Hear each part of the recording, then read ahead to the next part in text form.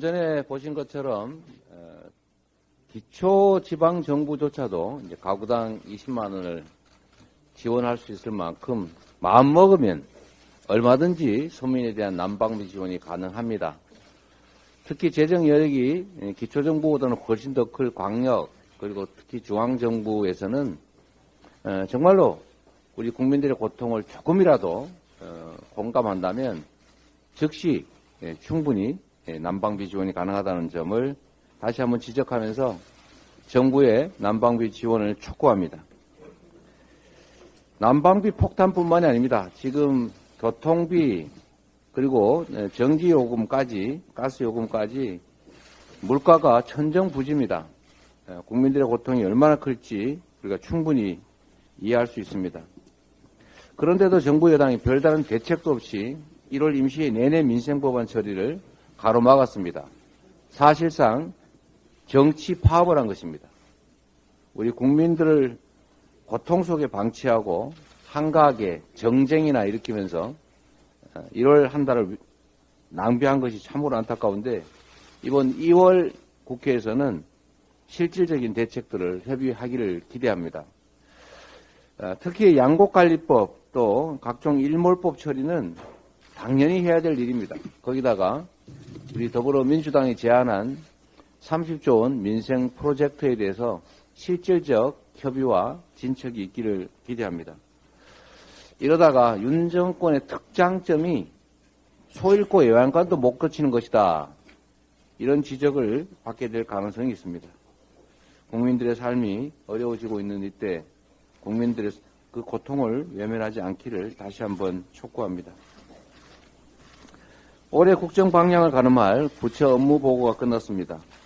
그런데 민생위기에 대한 실질적 대책 해결 방안은 찾기가 어렵습니다. 국민들을 오징어 게임식 무한 경쟁으로 몰아넣겠다는 엄포, 강압만 가득할 뿐입니다. 윤석열 정권의 국정 철학이 약육강식, 적자 생존이라는 점만 다시 한번 확인된 자리가 아닌가 생각됩니다. 정권의 무능과 무책임, 무대책 때문에 민생이 풍전등화입니다. 전기료 폭탄 고지서가 곧 날라올 텐데 그 전에 대책은 세우지 못했을지라도 사후 대책이라도 충분히 만들어내기를 다시 한번 촉구드리는 바입니다. 공공요금의 인상은 실질적으로는 서민 증세입니다. 우리 윤석열 정권이 부자 감세에 매달리는 그 정성에 그 열정에 10분의 1만 서민들의 관심을 쏟아도 사실 이런 문제들은 충분히 해결할 수 있다는 생각이 듭니다. 혹독한 서민 증세 결코 허용돼서는 안 된다 이 말씀이 드립니다. 참 이 얘기 또 하려니까 했던 얘기 또 하고 했던 얘기 또 하고 하는 것 같아서 참 맞득치는 않습니다만 이 외교 문제에 윤석열 정권 정말 대호각성 반성해야 됩니다. 이 언론 보도에 따르면 이 한일 관계에 강제동원 배상 문제가 계속 꼬이고 있는 것 같습니다. 전범 기업이 직접 배상에 관여하지 않는 방식으로 한일 당국 간의 의견을 모으고 있다는데 결국 배상 책임을 인정하지 못하겠다는 일본 측 주장을 우리 정부가 공식적으로 인정하는 것이나 다름이 없습니다. 강제징용 피해자들을 관계 개선의 걸림돌 정도로 취급하는 정부의 인식이 결국 이런 한일 관계 외교 재앙의 원인이 되고 있습니다. 이 정권의 국적이 어딘지 의심하는 국민 일각의 지적이 전혀 근거가 없는 것이 아닙니다.